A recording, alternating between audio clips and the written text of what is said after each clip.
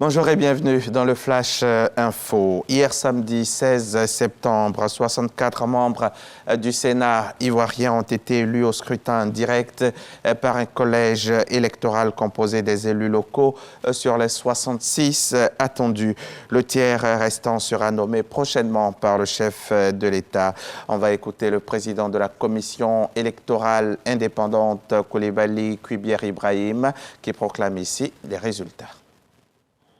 Le déroulement des élections sénatoriales est ce déroulement que tout organe en charge des élections peut souhaiter pour une élection, parce que ça s'est très bien passé, même si on a constaté un incident dans le Bélier, précisément à Toumoudi, un incident mineur qui a été contrôlé. En dehors de cet incident, je peux dire que tout s'est effectivement bien passé. Tout s'est très bien passé.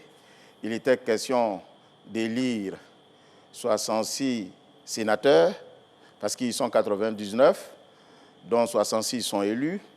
En dehors du cas du Guemon, qui fait l'objet, bien entendu, si le Conseil d'État fait droit à la requête de la Commission électorale indépendante, qui fait donc l'objet d'une reprise, qui fera l'objet d'une reprise en dehors du cas du Guemon, il y a 64 sénateurs qui viennent d'être élus ce soir. La seconde leçon, peut-être que c'est passé inaperçu, mais M. Angwa, la commission électorale indépendante, a donné les résultats le même jour de l'élection. C'est un événement à saluer, parce qu'il vous souvient que, pas avant longtemps d'ailleurs, un journaliste me disait « Monsieur le Président, à quand les résultats le jour de l'élection ?»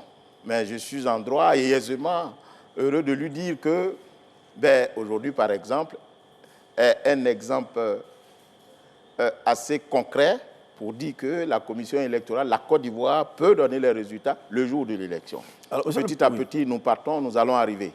Alors, vous savez, je dis toujours que le code électoral qui encadre les activités électorales précise très bien que 3 conditions peuvent justifier l'annulation d'une élection. N'oublions pas que l'élection consiste à identifier l'expression de la volonté de l'électeur. Et l'organe en charge des élections a pour mission de faire correspondre ce qui a été voulu et le résultat qui est proclamé, au point où le résultat soit le reflet de la volonté de l'électeur. Alors, tant que cette volonté, cette expression de la volonté de l'électeur n'est pas entachée, l'élection, même si elle comporte quelques irrégularités, ne saurait emporter annulation. Coulibaly Kuibier-Ibrahim, président de la CEI, qui nous faisait là le bilan de cette journée électorale. Et justement, le dimanche magazine de ce 17 septembre sera consacré au Sénat. Je recevrai le secrétaire général adjoint de l'institution, Samassi Ousmane Touré, avec qui nous dresserons pendant un quart d'heure le bilan de la première législature qui s'achève et les perspectives de la prochaine. C'est à 13h.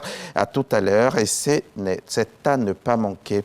À Didri Asrekro, dans le département de Sakassou, la fondation Innocent Kwaku soulage les parents d'élèves en cette période de rentrée scolaire. Ainsi, 250 meilleurs élèves, les 250 meilleurs élèves viennent de recevoir des kits scolaires. Une cérémonie qui s'est faite en présence d'un représentant de l'inspecteur général d'État Awandoli Théophile et de Corona Soro, notre reporter de la station régionale RTI Bouaké. Le cabinet de conseil Bakaïdja a procédé à la présentation d'un rapport, un rapport d'étude sur le développement des entreprises féminines en Côte d'Ivoire. C'était le jeudi dernier, 14 septembre, ici même à Cocody. Il était question d'évaluer les réels besoins d'accompagnement des entreprises féminines. Angela Diallo nous en dira beaucoup plus tout à l'heure dans le 13h. D'ici là, on va en Libye où au moins 11 300 personnes sont mortes et 10 100 restent portées disparues dans la seule ville de Derna, dans l'est de la Libye, ravagée il y a près d'une semaine par des inondations sans précédent, selon un bilan publié par un organisme de l'ONU citant le Croissant Rouge libyen. La tempête Daniel, qui a frappé dans la nuit de dimanche à lundi, Derna, une ville de 100 000 habitants, a entraîné la rupture de 2 barrages en amont provoquant une crue de l'ampleur d'un tsunami le long de l'Oued qui traverse la cité. Elle a tout emporté sur son passage. Le travail des secours et des équipes de recherche est par ailleurs entravé par le chaos politique qui prévaut dans le pays depuis la mort de Mouammar Kadhafi en 2011, avec 2 gouvernements rivaux, l'un à Tripoli, reconnu par l'ONU, et l'autre dans l'Est.